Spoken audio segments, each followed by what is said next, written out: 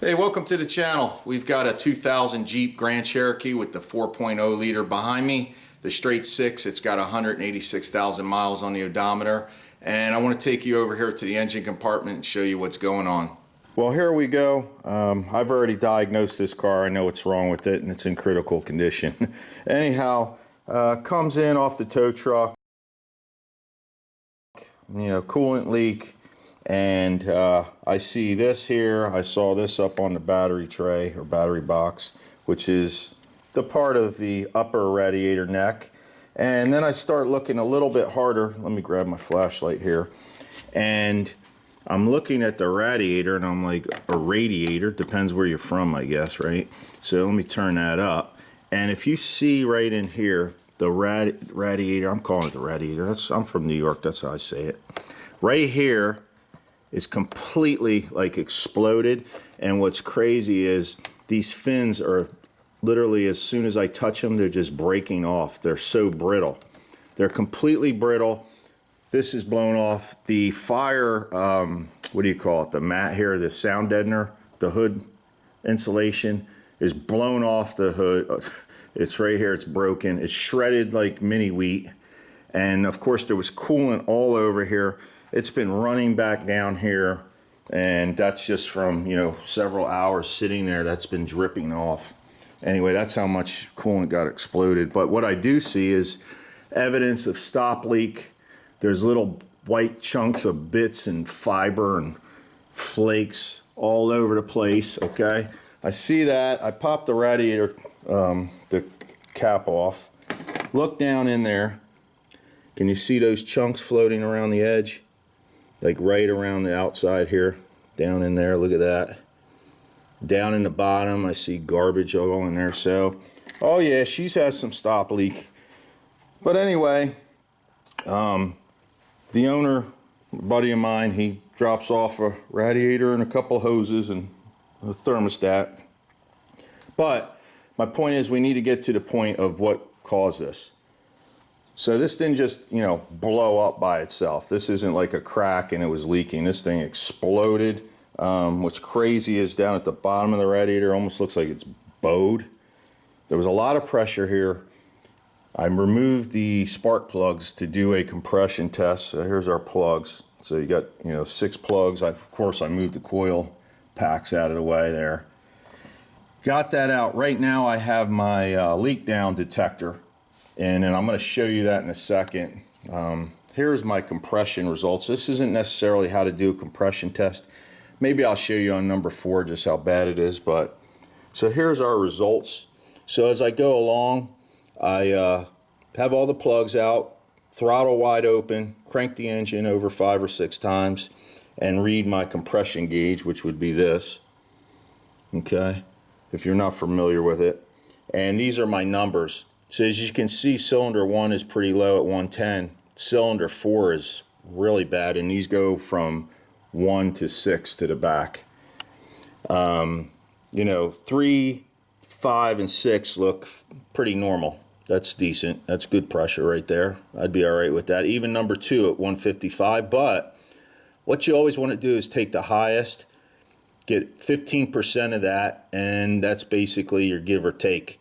So these numbers are way off on 1 and 4, and even 2 doesn't match the others. So anyway, let me show you the leak down test. So after I did the compression test, I wanted to know exactly what was going on.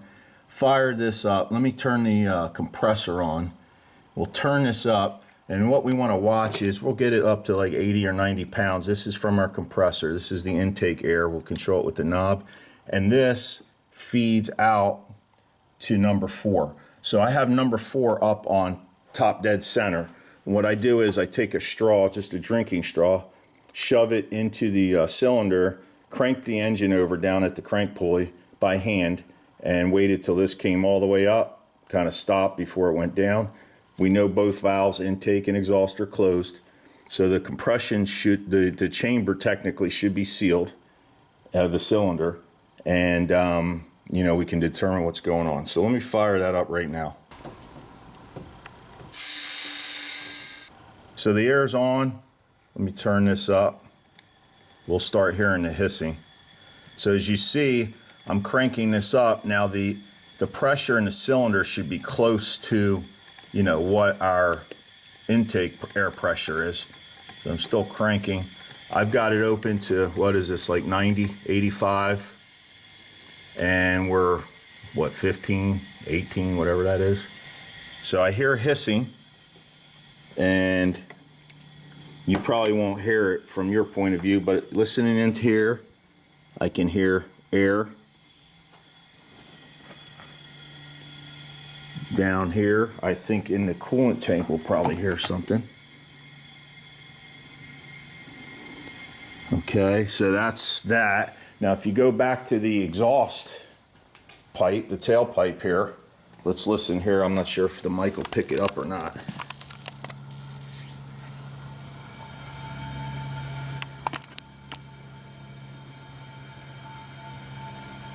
But it's hissing, okay?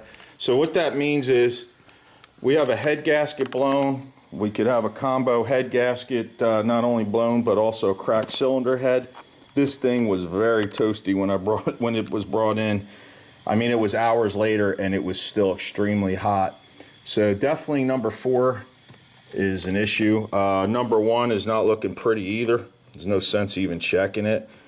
Let me show you how I do the compression test. So I've got the compression tester hooked into number 4. I'm going to go inside the car, press the throttle or the accelerator all the way to the floor to open the throttle body to allow as much air in as possible. Crank it and let's see what we got. Let's see if it's still around 85, 86 pounds.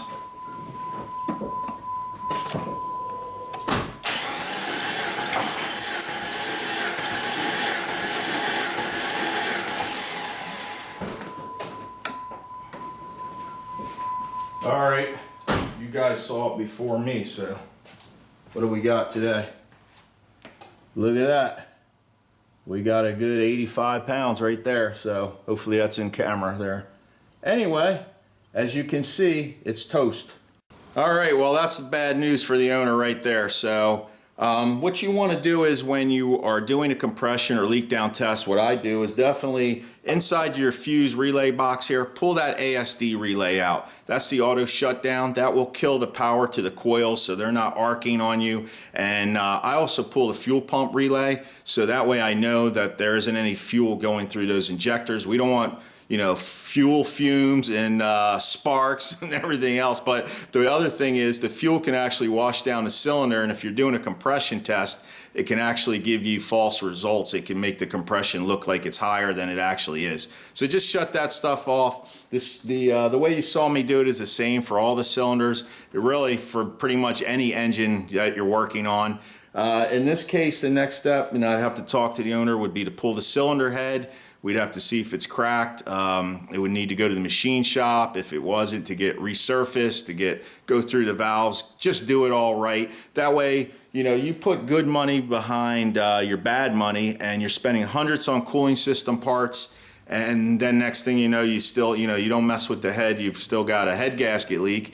You've got a misfire. It's running like dookie. All those bad things you don't want, right? So just do it right. I hope this helps you out. You know, with the information I gave you today in the video. So thanks for stopping in. I've got all kinds of Jeeps just keep coming in and coming in. We've got all kinds of cars here we work on the Ozzstar channel. If you haven't subscribed yet, please do so. Click that bell to get the notification. Thumbs up's always good. And other than that, I'll see you on the next one. Take it easy.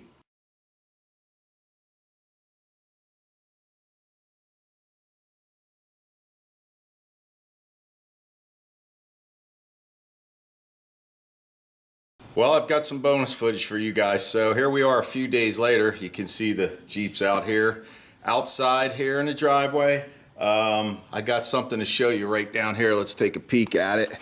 I think you might get some entertainment value out of it. Anyway, here's the old radiator.